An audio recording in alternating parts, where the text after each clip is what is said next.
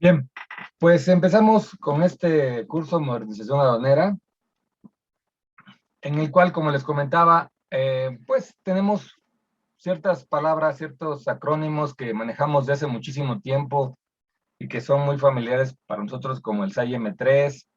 Después apareció en 2012 por ahí la BUSEM, los COBES, que ya son parte de nuestro día a día, los e-documents, pero empiezan a salir nuevos acrónimos, nuevas siglas como el CAT, como el GUI, como es ahora PITA, el famoso e-despacho, que nada más opera en algunas zonas fronterizas para ferrocarril, eh, el RFID, muy poco conocido, pero cada vez una más, eh, un nombre llamado relación de documentos que apareció y luego está desapareciendo poco a poco, la famosa impresión simplificada, que ya casi nos estamos olvidando de ella, MATSE, se escucha por ahí también, DODA, y un montón de palabras que empiezan o acrónimos que empiezan ya a sonar, pero que no hay una idea clara, porque la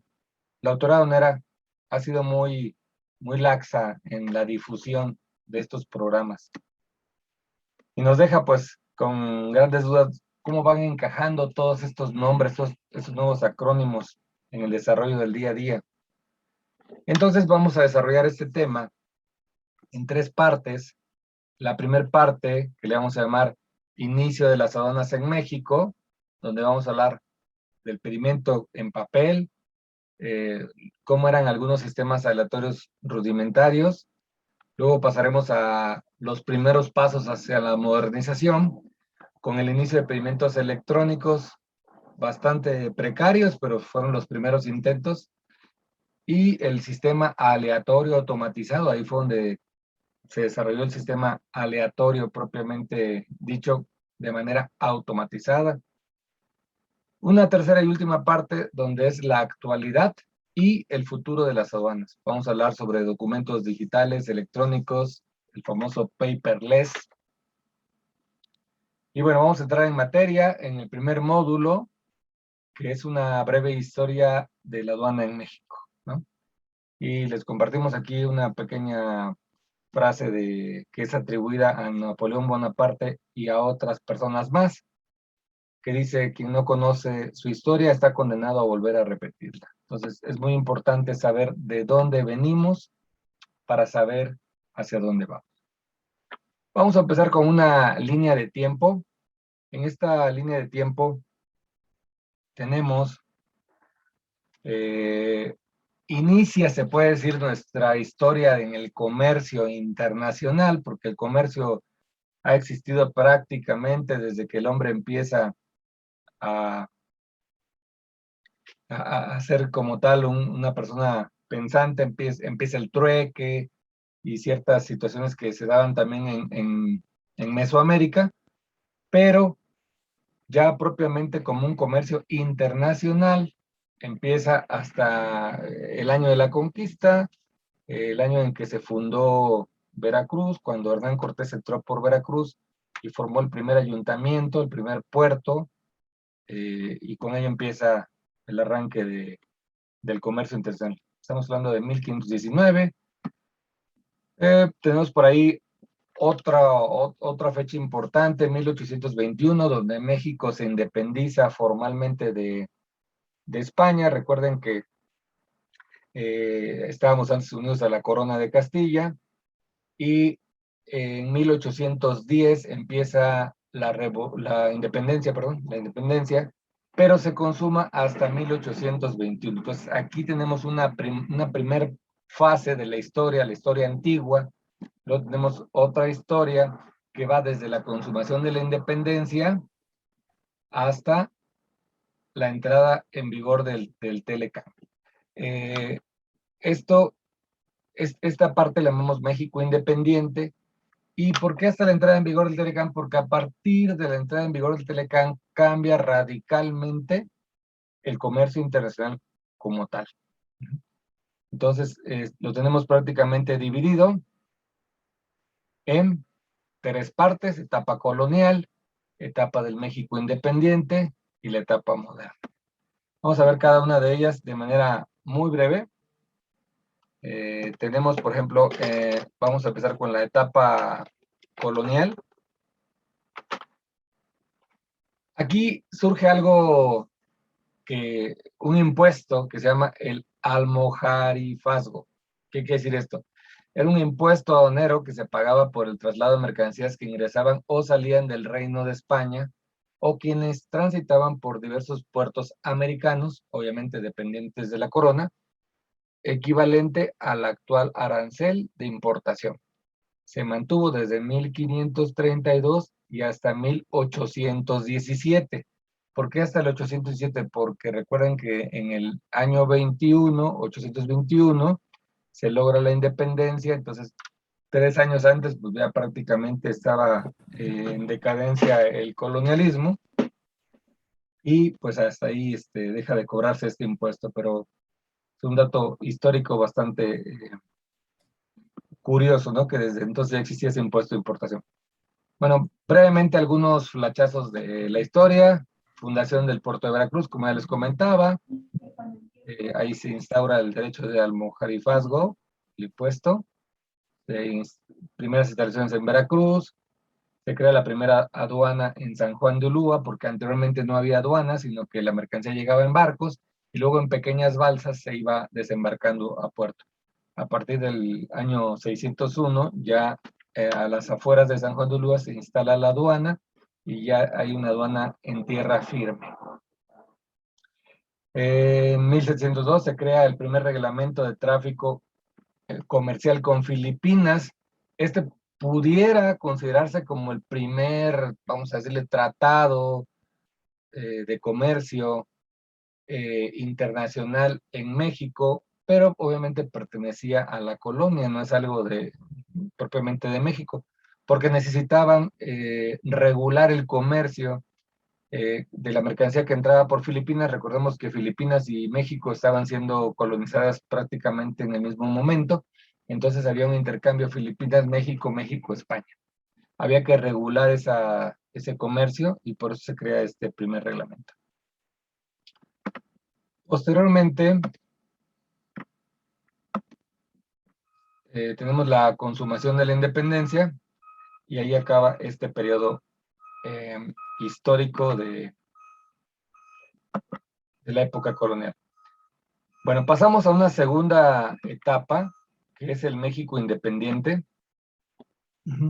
donde aquí ya tenemos el primer flachazo de comercio exterior, ya como México propiamente, porque anteriormente obviamente no era México, era el Virreinato de la Nueva España. El 15 de diciembre, poquitos meses después de haber logrado la independencia, se crea el arancel general interino para el gobierno de las aduanas marítimas en el comercio libre del imperio, ¿no? Es el primer documento que tenemos ya como un México independiente que va relacionado con comercio. Tenemos también un tratado de amistad entre México y Estados Unidos. Estamos hablando de 1831. Este era un tratado de amistad y comercio. Se puede decir que esto fue como el ancestro del Telecán. Tenemos algunos eventos más, como la creación de una aduana interior en México, la instalación de política de sustitución de importaciones, una nueva ordenanza en aduanas, la creación de la Administración General de Aduanas. Fíjense desde cuándo está creado la Administración General de Aduanas. Año 1900. Luego se crea 13 años después la Secretaría de Crédito Público y se le pone a cargo la Administración General de Aduanas. Se publica una nueva ley de aranceles, se crea la figura del agente aduanal en el año 1910, se reforma la ley vigente para simplificar los procesos, se crea una nueva ley con un nuevo régimen jurídico, estamos hablando todavía de 1935, se publica un código aduanero que estaría vigente hasta el año de 1981. En el 81 se crea la nueva ley aduanera que promueve la industria de la de maquila, Pitex y todos los actuales regímenes aduaneros que existen ahora. Recuerden que hay 6 regímenes aduaneros, 5 ya estaban creados en este año, 1981. Aquí ya nos estamos acercando muchísimo, muchísimo ya a lo que es la época actual. Año 1981. Luego México se incorpora al GATT, que es el papá de la OMC, y en 1988 México se adhiere a la OMA, Organización Mundial de Aduanas. Pasamos a la época moderna. Vamos a ver, ahora sí ya muchos de los que están en este curso ya empezaban en estos años a comercio internacional. Para la gente joven, no, pero creo que sí les sería bueno que supieran cómo ha ido la aduana progresando y cómo ha ido modernizándose muy poco a poco, pero en recientes años ya ha habido una aceleración en la modernización.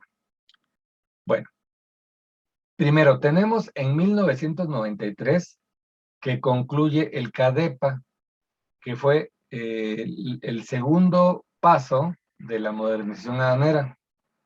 En el año 94 inicia el SAI fase 3, que ya ahí ya estamos hablando de un poquito más de modernidad. Ahorita, más adelante vamos a ver CADEPA y SAI fase 3. En el año 94 entra en vigor el TLCAN, que aquí es donde es el parteaguas para la modernidad. En el mismo año se crean las reglas generales de comercio exterior, separándolas de la resolución miscelánea fiscal. Anteriormente a esto, estaban junto con la resolución miscelánea fiscal. En el año 97 se crea el SAT y lo crean como una unidad dependiente de Secretaría de Hacienda, y a esta le agregan Administración General de Aduanas. Entonces, si se dan cuenta, Administración General de Aduanas primero existía, luego existió Hacienda, luego se la ponen abajo a Hacienda, luego crean abajo de Hacienda el SAT, y Administración General de Aduanas la pasan otra vez hasta abajo, quedando como un eslabón más del SAT. Como ustedes saben, actualmente el presidente Andrés Manuel López Obrador está creando una nueva administración de aduanas y le quiere dar digamos, una mayor independencia y que no esté ligada o supeditada a la decisión del SAT. Eso suena bien. Lo único malo es que, como también ustedes saben, esa nueva administración de aduanas pues va a estar con un mando militar, ¿no? Entonces, ¿qué puede pasar? Que tanto puede ser benéfico porque va a tener menor riesgo de corrupción, que es lo que se busca. Al pasarlo a un orden militar, pues creemos que puede ser contraproducente porque la celeridad que buscamos en el comercio, pienso, en mi modo muy particular, que no va relacionado con la actividad militar. Pero ya en un futuro veremos cómo se desarrolla esto. Bueno, en 2002 se instaura el SAI M3, vigente hasta la fecha con diversas actualizaciones. Es decir, este programa de cómputo que utilizamos para capturar nuestros pedimentos y los pedimentos que ustedes tienen y conservan de manera electrónica, pues se crea desde el año 2002, entonces ya tiene sus ayeres, si se dan cuenta, ¿no? Por lo tanto, ya se nota ya en la tecnología ese rezago que está. La aduana está tratando de crear algo nuevo y es el motivo de este curso y ahorita se los vamos a explicar. En 2013 se modifica la ley aduanera, perdón, en 2005 se crea el SOIA, las revisiones no intrusivas con rayos gamma. En 2012 entra en funcionamiento la BUCEN y por ende los COBES y los e-documents. 2013 se modifica la ley para pasar de documental a digital. Es decir, primero en 2012 echan a andar Bucén y Cobes y no modifican la ley sino hasta 2013, porque para modificar una ley hay que pasar autorización del Congreso, Cámara de Diputados, Cámara de Senadores, y ustedes saben que modificar eso es muy complicado, hay que convencer a las cámaras. Entonces, hasta que ya estaba funcionando, redactaron las leyes que daban certeza jurídica a esta actividad que ya estaba funcionando desde hace un año. En 2015 se crea un nuevo reglamento de la ley aduanera y en 2015 también se implementa el famoso MATSE, que es una de las palabras que vimos al principio que tienen muy poca difusión. ¿Qué es el MATSE? A continuación lo vamos a ver. Bueno, 2016 se licita el PITA y se inician trabajos de implementación. ¿Qué es el PITA? También es un tema que vamos a abordar a continuación. Y en 2016 también se inicia el DODA en fase de prueba. Entonces, aquí tenemos los tres conceptos que están saliendo más a flote, pero chéquense, estamos hablando de 2015 y 2016. MATSE, PITA y DODA. Estamos en 2021 y apenas es cuando entra ahorita en boga estos nuevos conceptos, ¿no? Bien, vamos a ver un poquitín de historia. Aquí les plasmo un ejemplo de 1944, donde así eran los pedimentos en el año 44, más o menos en la edad en que nacieron mis padres, así eran estos pedimentos, completamente a máquina de escribir, como se pueden dar cuenta. Ahí les puse una pequeña transcripción de qué decía, eran unas vigas de hierro. 1975, ya más o menos es cuando yo por ahí nací más o menos en esas fechas. Seguía siendo en máquina de escribir, se parecía muchísimo al otro, todo era escrito, nada era informático. Luego pasamos al año 1985, mediados de los 80, el formato cambiaba un poco, pero si se dan cuenta, pues todavía era completamente a mano, no había nada digital, todo se hacía a mano. Bueno, vamos a pasar ahora a la fase de modernización en las aduanas. Tenemos una primera fase, luego la segunda fase le llamaron CADEPA. Sobre la primera fase, la verdad es que no hay mucha información, fueron intentos muy precarios de ir automatizando. Se empieza a encontrar ya más documentación, la fase 2, llamada CADEPA. Este CADEPA era un sistema de captura desconcentrado del pedimento aduanal. ¿Qué quiere decir esto? Que cada aduana, de forma independiente, tenía ese sistema, CADEPA. La información efectivamente ya se capturaba en una computadora, pero se grababa en un disco o un disquete y se llevaba físicamente a la aduana. Entonces, pues la modernización la verdad es que era muy, muy escueta, ayudaba muy poco. En lugar de imprimirlo, se guardaba en un disquete. Entonces, pues no ayudaba realmente en gran cosa. Sin embargo, fueron los pasos firmes que se dieron para ir logrando la automatización. En SAI fase 3, que aquí ya les puedo contar más yo, porque yo entré en el año de 1998 a este ramo, y ya estaba la fase 3. En esta fase ya se transmitía electrónicamente, ya se mandaba a validar la información, ya era centralizado, a diferencia de CADEPA, que era desconcentrado. Aquí ya se mandaba de manera centralizada a validar el pedimento, regresaba una firma, pero todavía no existía el famoso PK, mucho menos el PC, es decir, que teníamos que ir a la aduana, a pesar de que lo habíamos transmitido y que teníamos la firma, lo imprimíamos lo firmaba en original el agente aduanal, íbamos a la aduana para hacer el pago en los módulos bancarios que estaban alrededor de la aduana.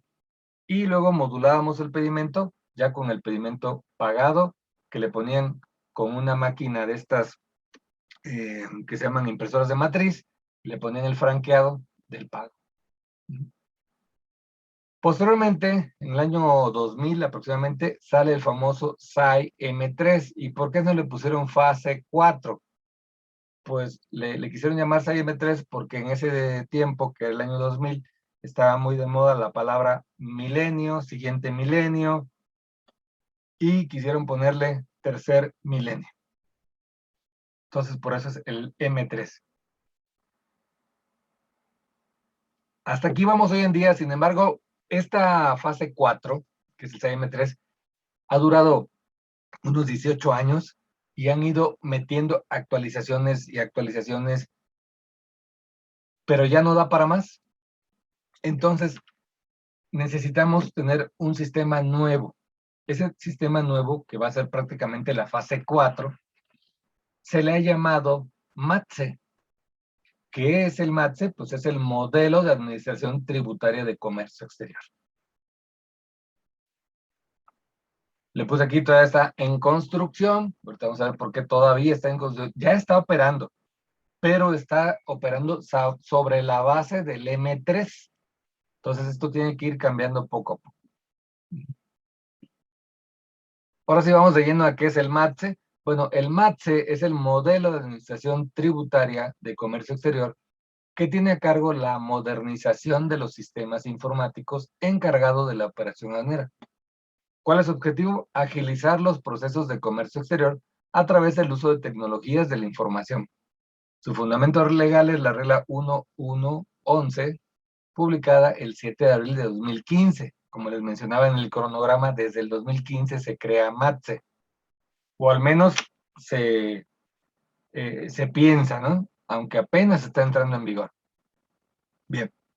Alcance de la fase 1 es el módulo de selección automatizada dispondrá de dos formas de operar, que es la forma actual que tenemos. Una sería la selección automatizada con código de barras normal y su listado de pedimentos. Y dos, la selección automatizada para modular el documento único para el despacho a través de un código de barras. El famoso QR o Quick Response.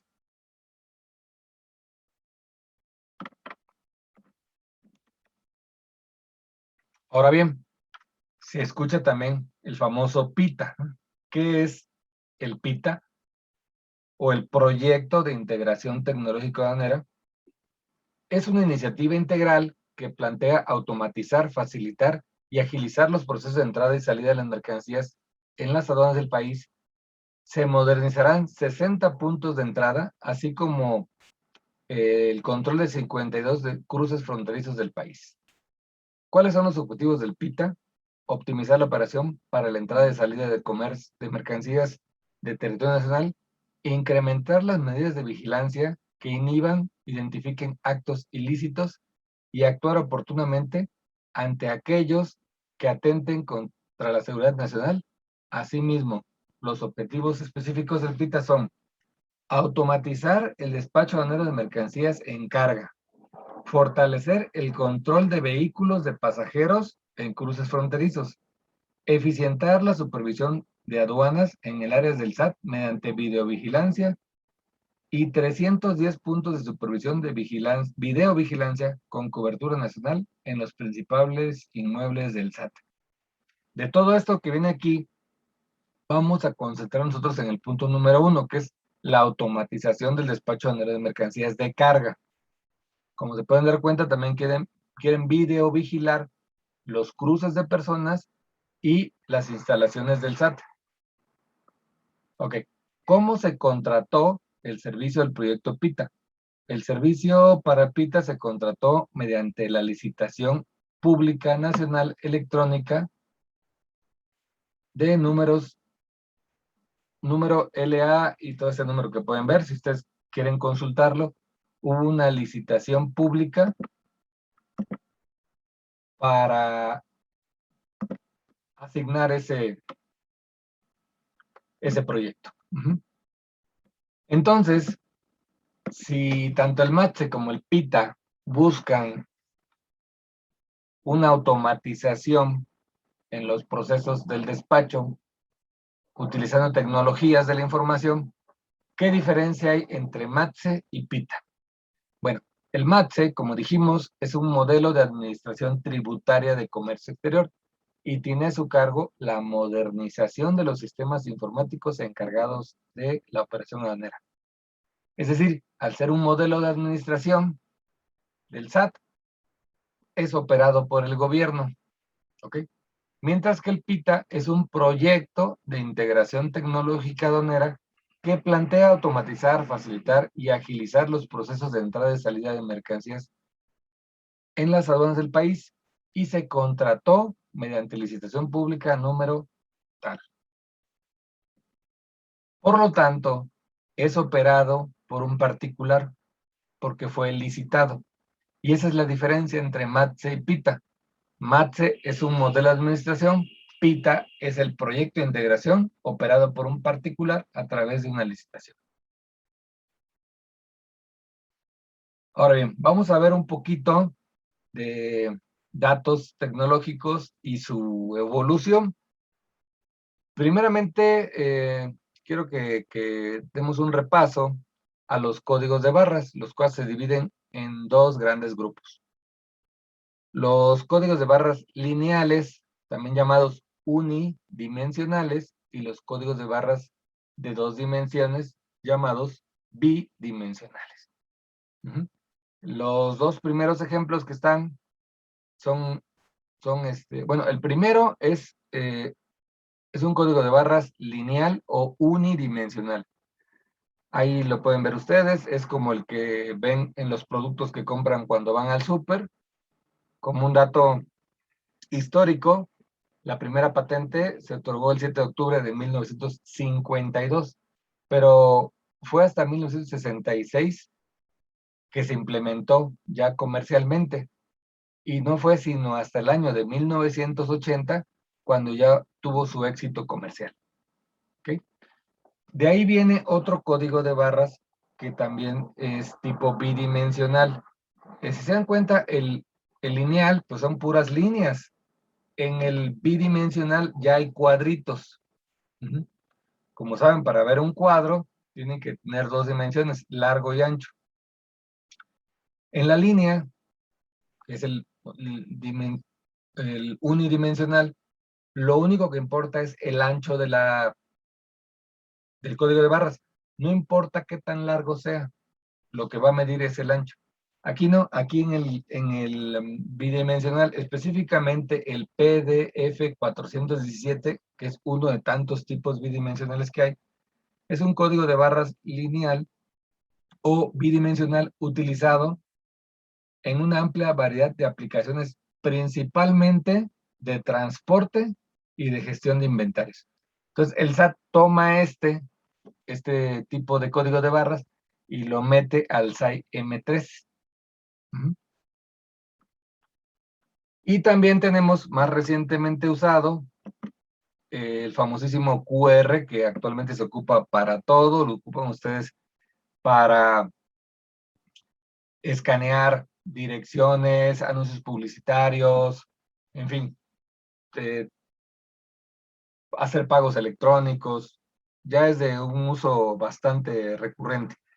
Este código QR de sus siglas Quick Response Code es un código de respuesta rápida y es la evolución de un código de barras. Es un módulo para almacenar información en una matriz de puntos o un código de barras bidimensional. La matriz se lee en dispositivos móviles por un lector específico, lector de QR, y de forma inmediata nos lleva a una aplicación de Internet y puede ser un mapa de localización, un correo electrónico, una página web, un perfil en una red social, y fue creada en 1994 por la compañía japonesa Denso Web, subsidiaria de Toyota. ¿Y qué sigue después del código QR? ¿Qué es lo que vendrá?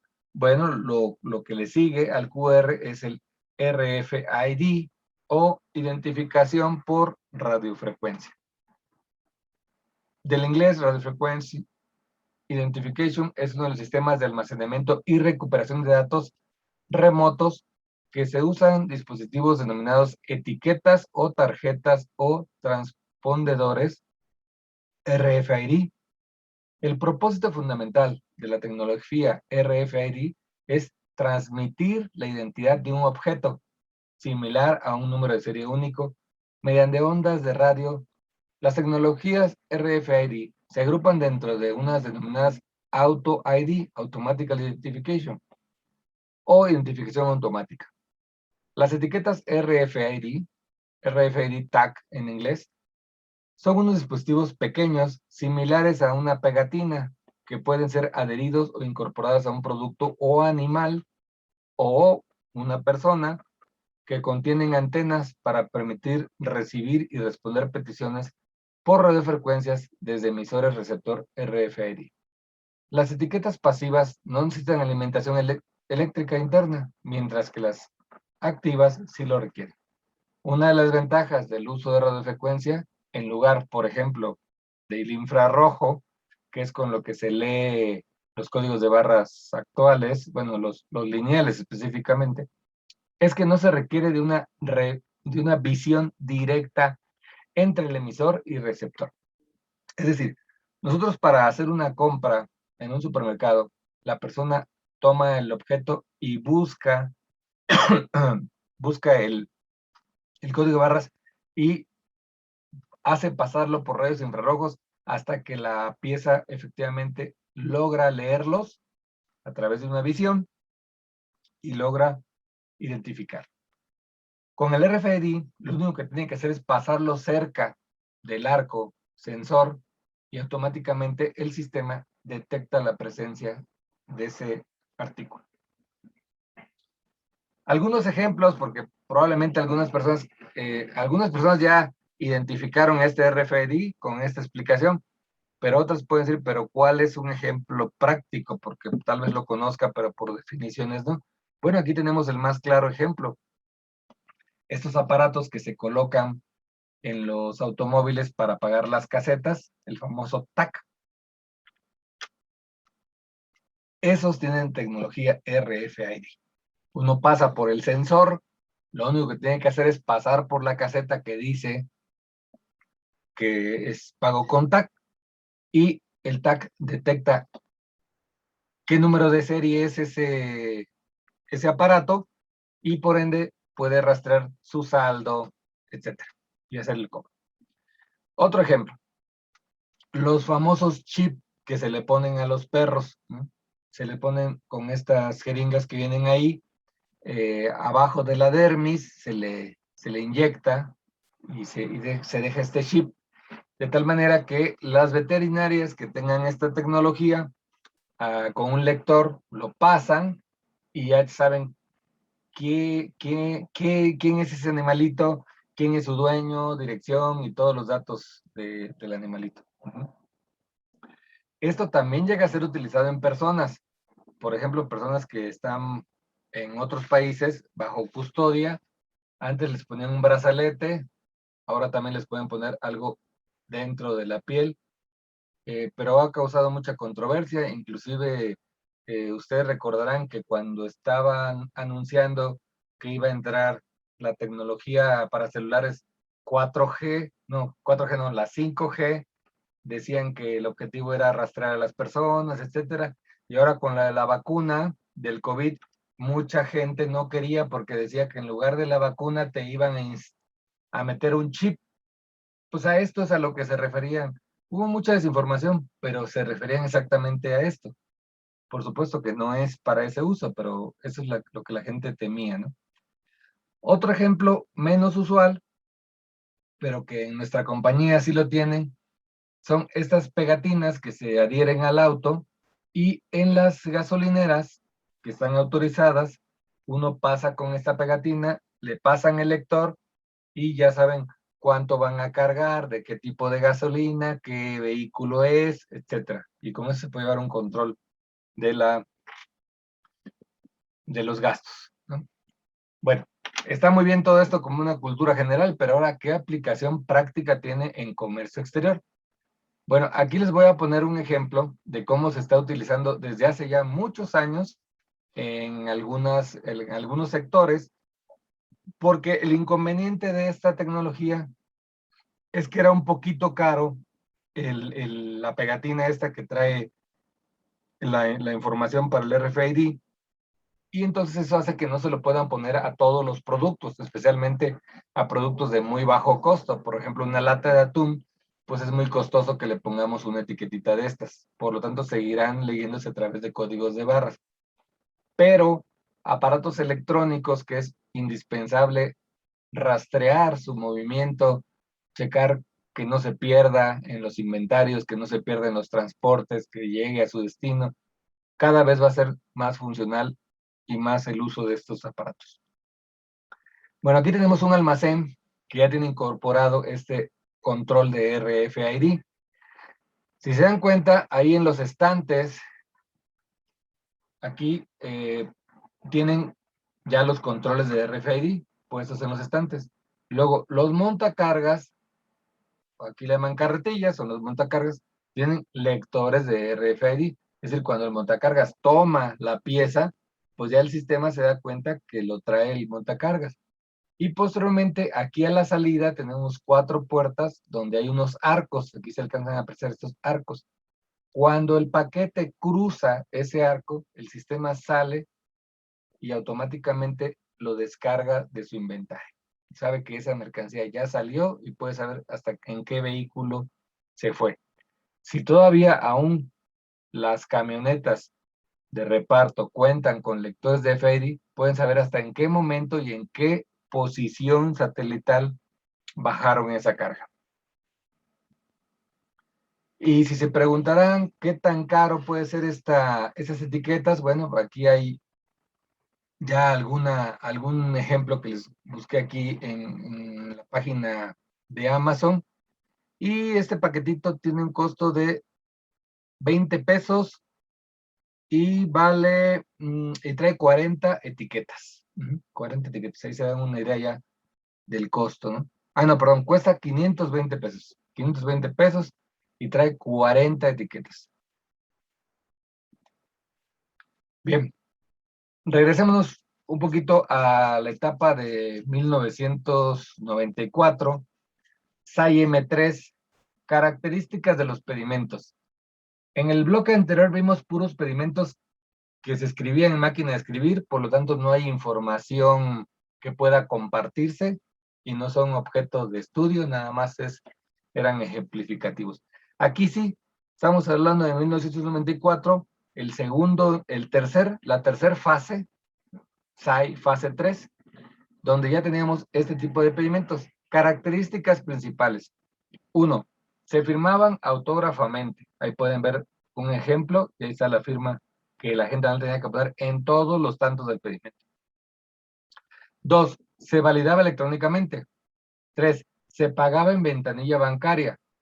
4. Los fronterizos llevaban una franja amarilla, como este ejemplo.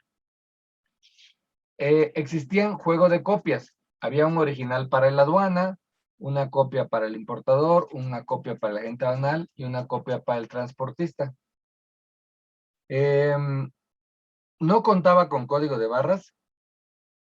Se imprimía en una impresora de matriz de punto, como pueden ver ahí. La calidad de la impresión pues era bastante baja. Por lo tanto, no se podía ocupar tampoco códigos de barras porque pues la calidad es muy baja y no se iban a poder leer. Se imprimía el resultado de la selección aleatoria con impresoras de matriz de punto y papel carbón para las fotocopias. Como aquí pueden ver en la parte superior derecha, aquí está el resultado de la selección aleatoria. También aquí un poquito arriba ponían el pago del banco, también con el mismo tipo de impresoras. Eran prácticamente ilegibles, dependía mucho de la calidad de la tinta que tuviera la impresora, del papel fotocopia. Ahora pasamos a esto que ya es un pedimento ya en M3. Es decir, el M3 es el que usamos ahora. Sin embargo, este que ven es un ejemplo muy viejito de las primeras etapas y tiene las siguientes características. En sus inicios se firmaba autógrafamente. Posteriormente se sustituyó por la firma electrónica. Se valida electrónicamente.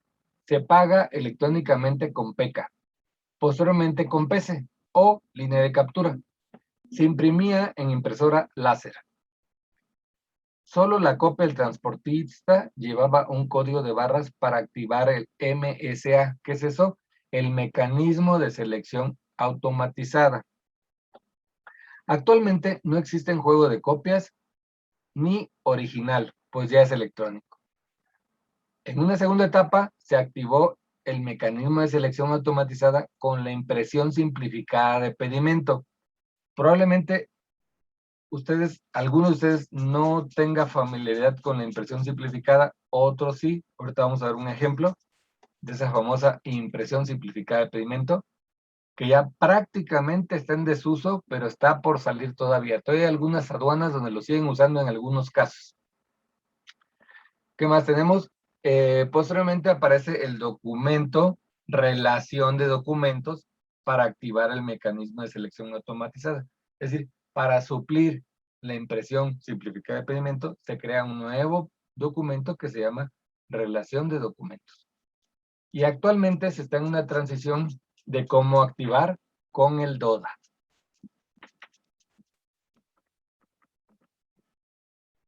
Bien, como les comentaba, esto ya tiene unos 18 años de estar operando. No, ni 18, tiene 21 años de estar operando.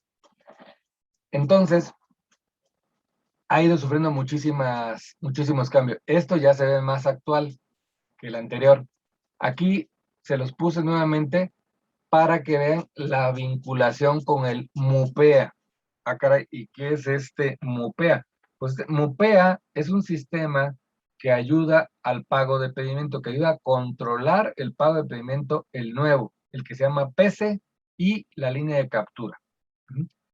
Se implementaron estos dos nuevos códigos de barras para cuando entró en vigor el pago electrónico. ¿Se acuerdan que esto no venía? Fue una novedad que se incluyó. Le incluyeron dos tipos, un QR y un lineal. Pues esa es la famosa relación de documentos.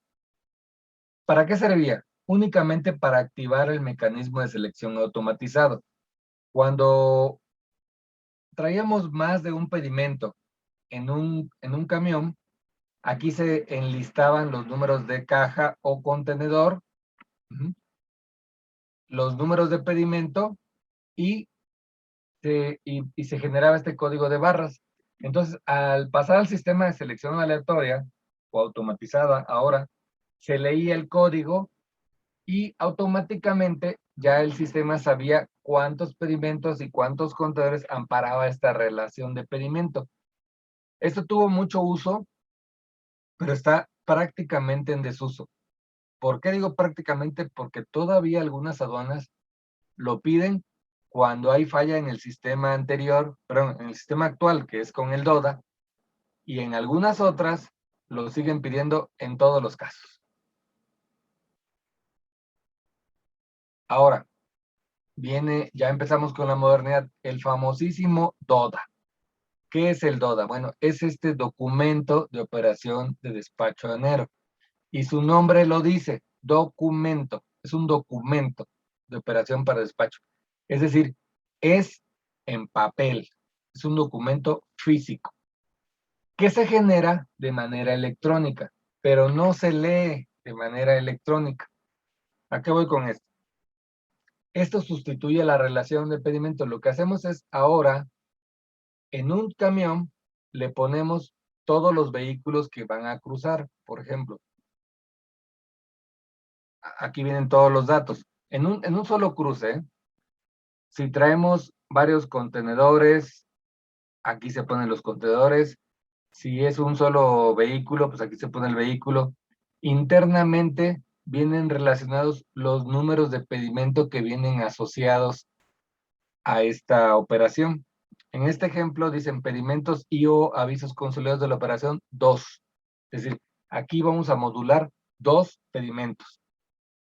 Se lee el código de barras ya con un sistema QR, con un lector QR, ya no se usa el sistema infrarrojo, y el sistema automáticamente ya sabe cuáles son los pedimentos que vienen agregados a esto. Los que tienen un poquito más de tiempo recordarán que cuando llegaban a sus instalaciones el transportista, lo primero que hacían era pedirle el pedimento transportista que trajera la modulación del código de barras, perdón, la modulación del sistema automatizado que venía impreso para saber que efectivamente ese pedimento fue desaduanado y lo conservaban ustedes, ¿no? Se lo pedían casi como requisito al transportista para entregar. Después, cuando salió esta relación de documentos, hubo conflicto porque la gente quería que le entregaran el pedimento del transportista modulado, el cual pues, ya no existía, porque lo que modulaban era esto, y ya no imprimían el resultado, ni en este, ni en la copia del transportista. Actualmente ya no se imprime en copia del transportista, por lo tanto, ustedes ya no tienen que pedir la copia del transportista para guardarlo en sus archivos. Esa es la segunda parte, el DODA. Tampoco se imprime el resultado, pero está disponible en las páginas del SAT. Incluso hay aplicaciones, apps para teléfonos celulares, para que ustedes puedan ver el resultado de su operación, escaneando este código de barras. Bien, entonces, ¿qué pasa aquí con el sistema electrónico aduanero? Recordarán que en el 2013 hubo una modificación a la ley aduanera y en el 2015 hubo una modificación al reglamento. En esas modificaciones se crea algo que en la ley dice Sistema Electrónico Aduanero.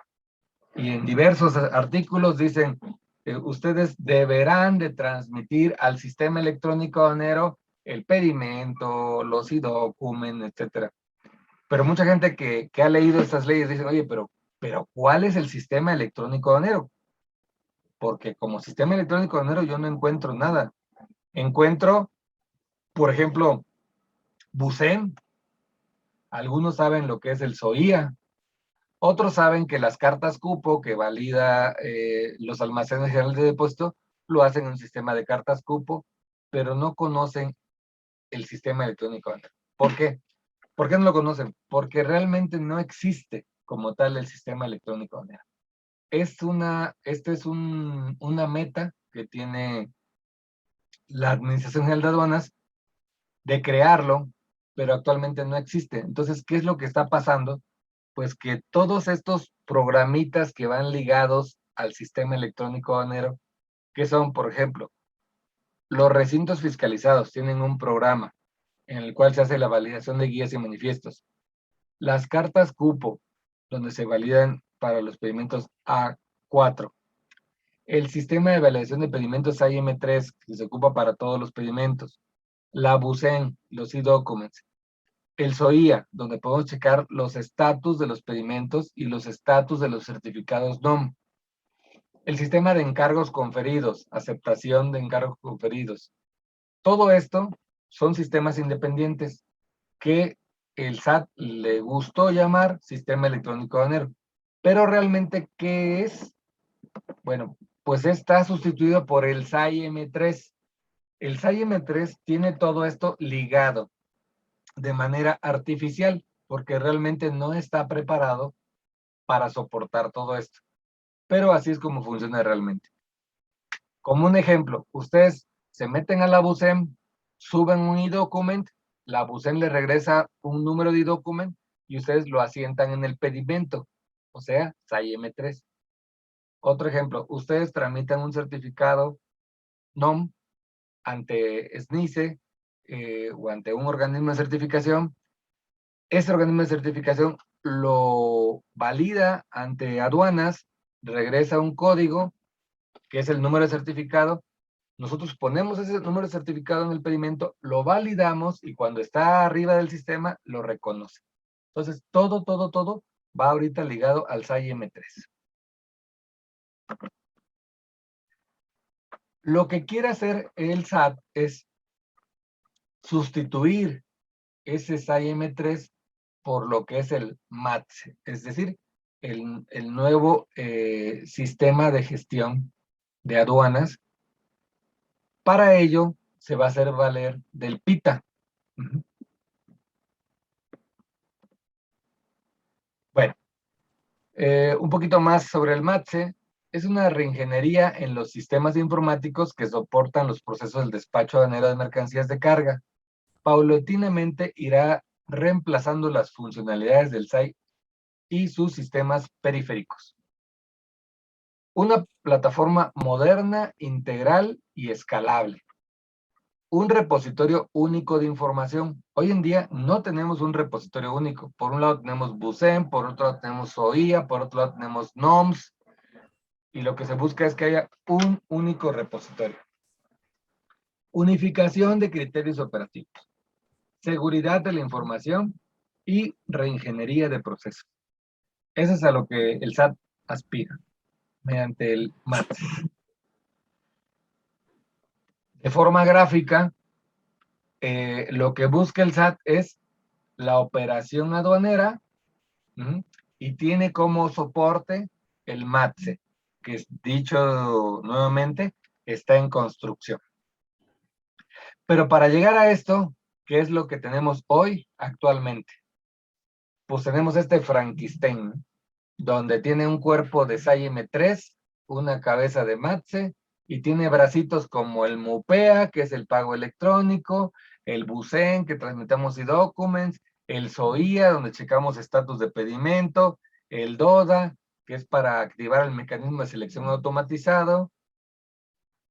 Y bueno, ese es el deber ser, ¿no? Hacia dónde quiere llegar el SAT.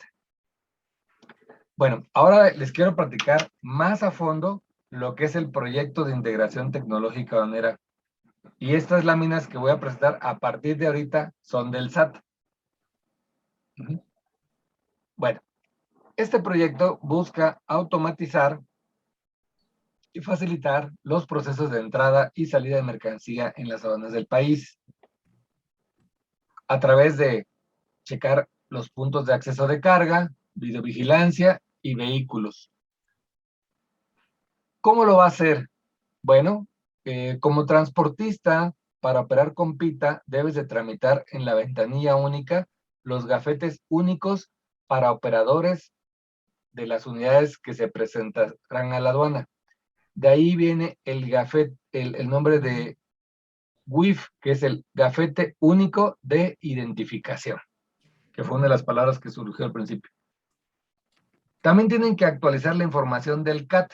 ¿Qué es el CAT? Es un número de registro del transportista para activar mecanismos de... Para empezar, para poder entrar a la aduana, hay que registrarse. Es un registro y les dan un número de identificación a cada transportista como compañía.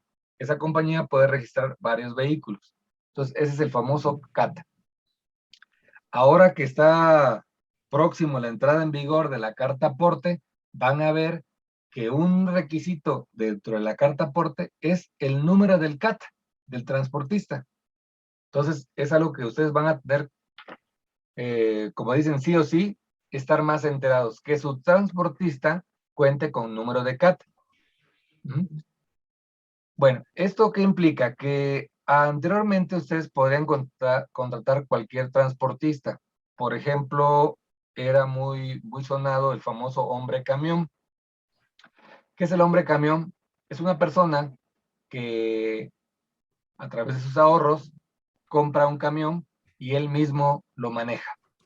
Normalmente no están preparados para emitir facturas electrónicas, no tienen mayor infraestructura tecnológica.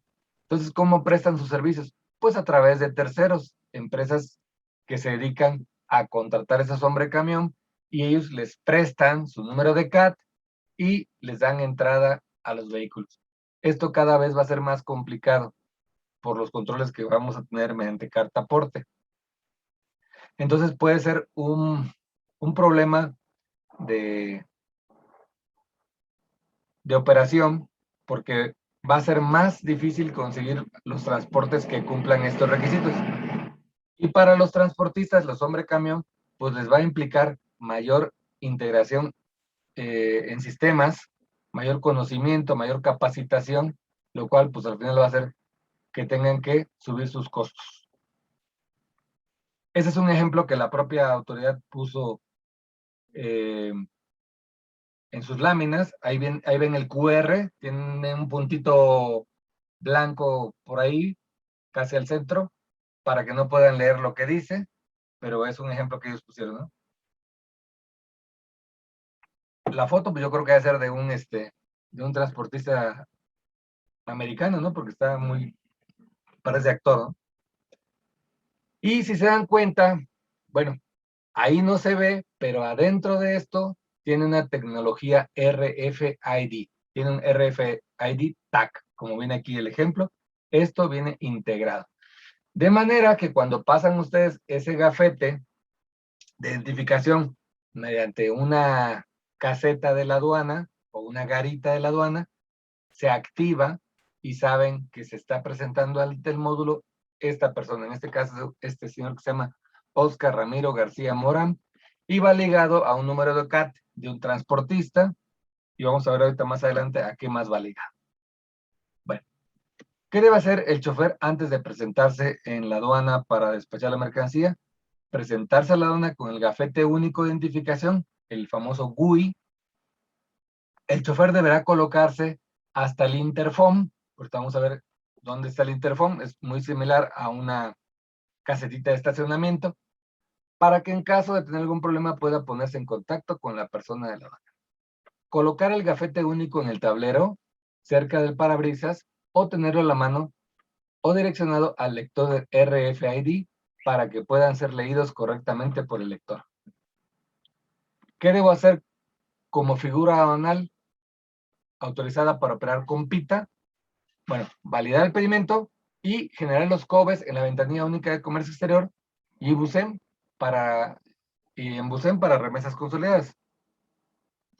Pagar los pedimentos que se van a presentar al módulo, que todo esto lo hacemos. Lo nuevo sería lo de abajo. Generar el número de integración. Capturar la información necesaria para presentarse a modular. Aduana, sección, CAT, contenedores, identificación de transportes, pedimentos a modular, número de gafet, etc.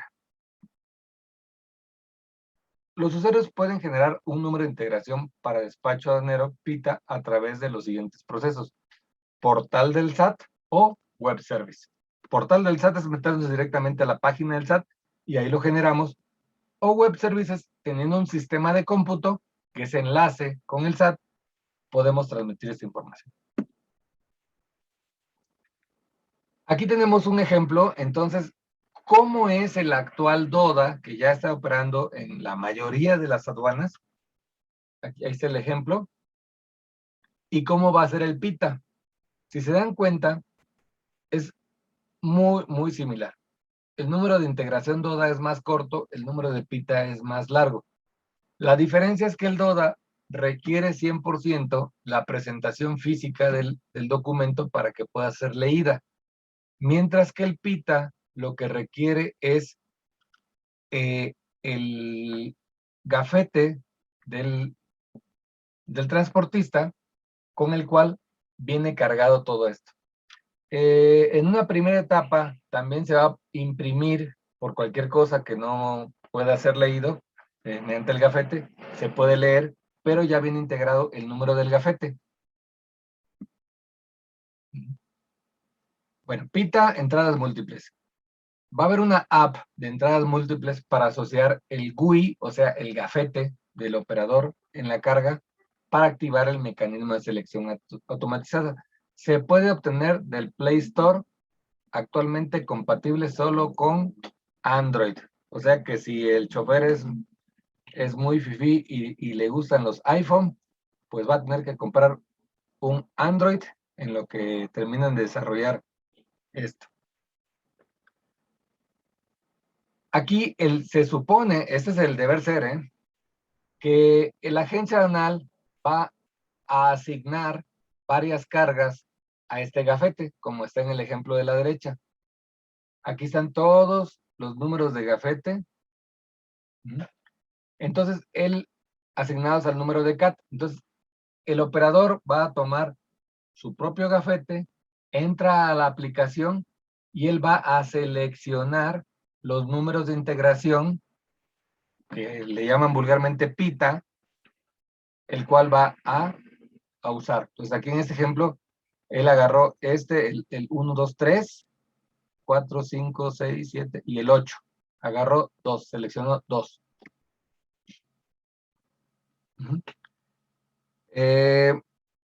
Se escanea el QR del PITA, que se muestra el número de integración, y el gafete al cual se asoció la operación. Debe estar seleccionado el botón activo para presentarse al módulo del gafete único. Él va a escanear su propio gafete, como está aquí.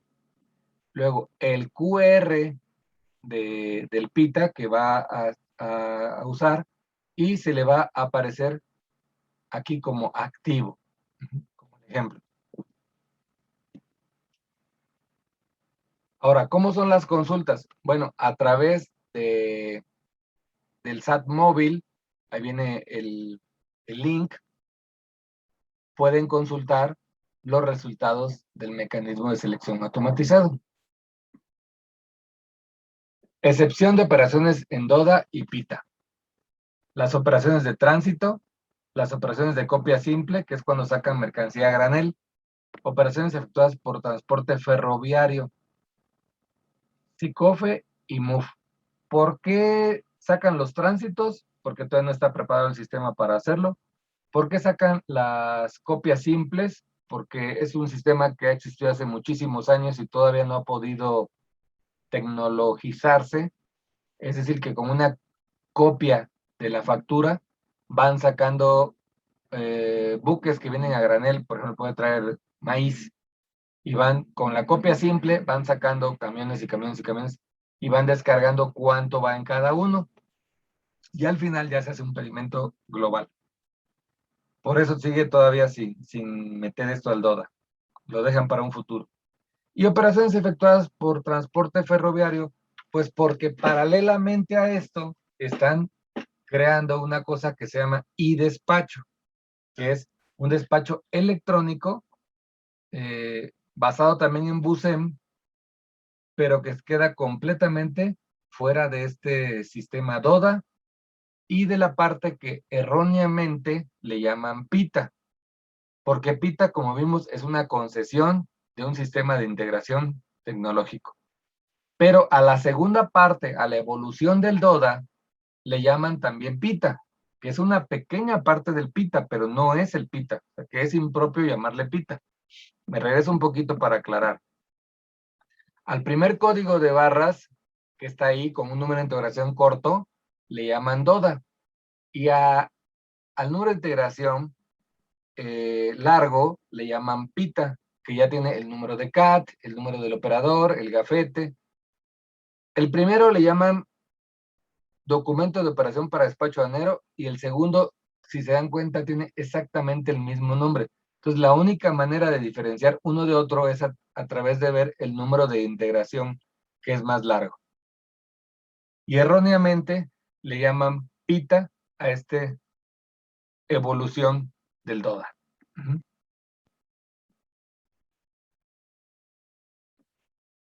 Bueno, ahora ya dicen que una imagen vale más que 1000 palabras. ¿Cómo va a funcionar realmente este PITA cuando esté en su máxima expresión? Pues va a llegar el chofer, se va a detener ante esa cortinilla que está ahí, que es virtual con infrarrojos, va a haber una cámara lectora de placa trasera, va a haber un sistema de verificación de vehículos de carga vacío que está por arriba, algo van a leer desde arriba. Aquí en esta parte tiene un lector de número de contenedor, tiene un lector de placa delantera. Aquí esta parte, esta antena que tiene estas especies de señales, es igual al sistema de las casetas, donde va a leer el RFID de largo alcance. El chofer lo único que va a hacer es sacar su gafete y el RFID va a detectar. Va a tener una báscula también. Bueno, un sensor de presencia que es a base de peso. Ponchallantas por si alguien se quiere pasar y sensores de presencia. Una alarma visual y sonora para indicar si tocó verde o rojo y un panel informativo, ¿no? Es decir, ahora va a aparecer, además de la alarma sonora, va a aparecer el panel donde va a aparecer si es estacionamiento libre o reconocimiento de alerta. Y hasta aquí llega la presentación del SAT. Vámonos a la última parte. Veo que hay por aquí algunas preguntas, pero las dejamos para sesión de preguntas y respuestas. Ya les enseñamos qué es el DODA, qué es el PITA, qué es el futuro inmediato. No olvidemos que en el futuro inmediato tenemos también la manifestación de valor electrónica, que no sabemos dónde va a ir puesta, pero creemos que va a ir ligada a BUSEM. Mediante la BUSEM se va a crear la manifestación de valor electrónica. Ya están en fase de pruebas. Ya hemos platicado varias veces sobre estos cursos. Hay unas pequeñas modificaciones a la manifestación de valor en recientes fechas. Les invitamos también a que al final del curso o mediante la encuesta que les hacemos, nos manifiesten si quieren un nuevo curso de actualizaciones en la manifestación de valor. Y tenemos también en próximas fechas, las dos cosas se esperan para este año, para finales de este año, la carta aporte, en donde también va a ser mediante forma electrónica, pero ya no a través de la BUSEN, sino a través de los CFDI, donde se va a manejar esta información de la carta aporte. Bien, vamos a la última parte. Ahora sí, ¿hacia dónde vamos? ¿Qué es lo que nos espera en el futuro? ¿Será que venga más regulación aduanera, menos regulación, más sistematización? Bueno, vamos a ver aquí, ponemos una esfera mágica para ver el futuro, a ver qué es lo que nos depara el futuro. Y vemos el año de 1974 y una ciudad japonesa. Ah, caray, pero si lo que queremos era ver el futuro, no el pasado. Entonces, ¿qué pasa? Que nos lleva a Kioto, ciudad de Japón, de 1974. ¿Por qué? ¿Qué quiere decir esto? Bueno, como saben, la Organización Mundial de Aduanas tiene su sede en Bruselas. Sin embargo, cada X años hace algunos foros fuera de Bruselas y en el año de 1974 le tocó a la ciudad de Kioto. Ahí se hicieron unos convenios aduanales, los cuales sufrieron varios cambios y adecuaciones, y a todo eso se le llamó Convenio de Kioto. Y en las últimas revisiones, ya cuando quedó aprobado, porque muchos países, entre ellos Estados Unidos, no estaban conformes con muchos de los acuerdos, se le llamó Convenio de Kioto revisado. Cabe aclarar que México no quiso entrar al Convenio de Kioto de 1974. Sin embargo, sí lo tomó en cuenta. Es decir, no se adhirió, pero se tomaron las bases para que en 1981, como vimos en la línea de tiempo, se crearan 5 de los 6 regímenes aduaneros que existen actualmente. Se crearan esquemas de diferimiento de aranceles como Maquila, Pitex en su momento, que fueron sustituidos por el IMEX.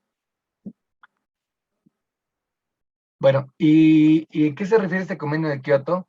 Bueno, ese convenio de Kioto, su objetivo es la simplificación y armonización de procedimientos aduaneros, que fue adoptada entre 1973 y 1974. El convenio de Kioto revisado fue elaborado por la OMA y entró en vigor el 3 de febrero del 2006. Busca facilitar el comercio y simplificando los procedimientos y prácticas aduaneras. Para lograrlo, el convenio proporciona estándares y prácticas recomendadas para los procedimientos y técnicas modernas. Como les comentaba, México no se adhirió al convenio de Kioto en su momento, ni en 2006, que fue el revisado, pero sirvió de base para redactar la ley aduanera publicada el 30 de agosto del 31 de diciembre del 1981, en vigor el 1 de julio de 1982, misma que abrogó al Código Aduanero que estaba desde el año de 1951, ¿no? Entonces, aquí fue también algo muy importante. ¿Cuáles son los objetivos del Convenio de Kioto y a qué se comprometen las partes que se adhieren? Pues número uno, a la transparencia y previsibilidad de las acciones que realiza la aduana. Es decir, la aduana tendría que ser transparente en todos estos países y tiene que ser previsible lo que va a pasar.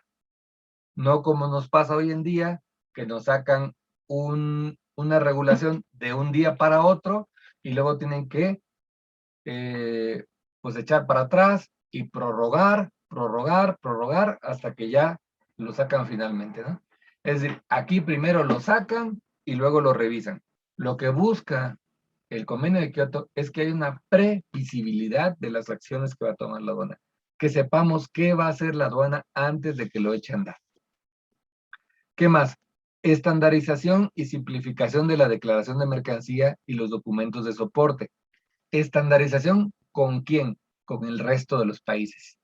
O sea, tiene que ser más estándar, que no sea como tenemos ahorita, nosotros estamos como dentro de las aduanas más complicadas del país, ¿no? Y también tiene que simplificarse. Hasta el día de hoy ha habido automatización, pero toda esa automatización no ha ayudado a la simplificación. Al contrario, ha sido más carga administrativa para los contribuyentes y para los agentes aduanales. ¿Qué más? Procedimientos simplificados para los operadores autorizados, es decir, para las empresas como OEAs, ¿no? Esos tendrán más simplificación. Eso sí ya está en vigor en México. Máxima utilización de tecnología de la información. Aquí es donde tiene relación que exista el MATSE y que mediante el MATSE se licite el PITA para que vayamos hacia esos puntos. Máximos controles aduaneros necesarios para garantizar el cumplimiento con las regulaciones. Perdón, dije máximos y ese es completamente al revés. Mínimos controles aduaneros necesarios para garantizar el cumplimiento de regulaciones. Es decir, controla al mínimo necesario para que garantices tus regulaciones. Y hoy en día parece que estamos nosotros al revés. Por eso yo creo que mi subconsciente me dijo máximos controles, ¿no? Nos controlan todo, los números de los certificados, las vigencias, todo está controlado y regulado. Un punto más, uso de la administración de riesgos y controles por auditoría. Eso, déjenme decirles que sí ya está en función y empezó más o menos en la época del presidente Calderón. Empezó esta famosa administración de riesgos, ¿no? Una administración basada en control de riesgos. ¿Por qué? Porque en la época de Fox todavía se revisaba muchísimo la mercancía, hasta crearon un segundo reconocimiento. En la época de Calderón se elimina el segundo reconocimiento, se elimina anexo 18, se elimina obligación de presentar certificados de origen cuando no hay cuota compensatoria ni quiere comprobarse una preferencia arancelaria. Y se oía por ahí que iban a disminuir los controles de normas oficiales mexicanas, NOMS. Sin embargo, después de eso, en la época de Enrique Peña Nieto, volvieron algunas otras regulaciones y ahorita pues ustedes saben que se han reforzado esas regulaciones. Bueno, ¿en qué se basa la administración de riesgos? Que anteriormente el gobierno decía, entre más rojos tenga, entre más revisiones tenga, más recaudación tengo. La administración de riesgos, lo que quiere decir es a ver, ¿para qué controlas, no sé, por ejemplo, los graneles, los granos? ¿Para qué le metes rojos, etcétera? ¿Qué más puede venir en el grano que no sea grano? Controla por ejemplo, la tecnología, lo controla los productos informáticos, controla lo que tenga usos de marcas, y ahí es donde surge el sistema automatizado de selección, de selección. Sistema de selección automatizado. Recordarán que anteriormente era sistema de selección aleatoria, es decir, aleatoriamente, al azar, tocaba rojo o tocaba verde. Pero eso era una falacia porque sabemos que en aquel tiempo todo el textil nos tocaba rojo, todos los juguetes nos tocaban rojos, las herramientas nos tocaban rojo. Entonces, no era realmente aleatorio. Ahora cambia y es automatizado. Cada importador va creando su propio perfil, y aunque seas del sector telas, del sector juguetes, del sector herramientas, si tu comportamiento ante la aduana es bueno, si no tienes incidencias, si no tienes multas, si vas al corriente en tus contribuciones, baja tu nivel de rojos. Por el contrario, si te cambias de domicilio y no avisas, si tienes incumplimiento en regulaciones, si constantemente te infraccionan, tu nivel de rojos va aumentando. Pero también se va modificando con tu buen comportamiento. Entonces, te van administrando en base al riesgo que representas. Como penúltimo punto, tenemos la intervención coordinada con otras entidades fronterizas. Esto está muy en pañales. Lo único que tenemos es una coordinación con el IRS de Estados Unidos para checar algunas cosas, pero lejos de ser una coordinación para facilitar el comercio, es una coordinación para auditar más al contribuyente. Y por último, la colaboración con el sector comercial. Es decir, que los países que se adhieren se comprometen a colaborar con el sector comercial para beneficiar el comercio. ¿Qué quiere decir esto? Que la aduana tendría que consultar a cámaras de comercio, a sectores aduaneros, antes de llevar a cabo restricciones, lo cual pues está por demás decirles que no se da. Los países que se adhieran a este convenio cuentan con 3 años para implementar los estándares y 5 años para implementar los estándares de transición que están contenidos en el anexo general y en los anexos específicos que aceptaron. Ahora, si tan solo México estuviera adherido aquí a este sistema de Kioto, este convenio de Kioto revisado, pues aquí les traigo una sorpresa. Resulta que en el año 2018 todavía ya iba de salida Peña Nieto, y pese a que les dije que en su sexenio hubo como un poquito de retroceso respecto al de Calderón, al final de su sexenio manda este protocolo por el que se aprueba la enmienda del Convenio Internacional sobre la simplificación y armonización de los regímenes aduaneros hechos en Bruselas el 27 de junio de 1999. ¿Qué es esto? El Convenio de Kioto. ¿Y por qué dice Bruselas? Ya les comentaba yo que la sede está en Bruselas, pero en Kioto fue cuando se dieron estas bases. Entonces, es un artículo único y dice: se aprueba el protocolo de enmienda del Convenio Internacional sobre la simplificación y armonización de los regímenes aduaneros, firmado en 2018. Y pueden decir, bueno, ¿y por qué no vemos un gran cambio? Por dos razones. Número uno, tienen 3 años para implementarlo y 5 más para llevar a cabo la transición. Es decir, que si sacamos cuentas, 18, 19, 20 y 21, ahí están los 3 años, pero hay todavía 2 años más para la transición.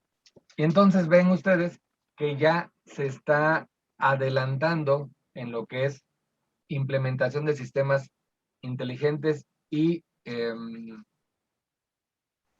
tecnología de la información. Por eso es el desarrollo del PITA.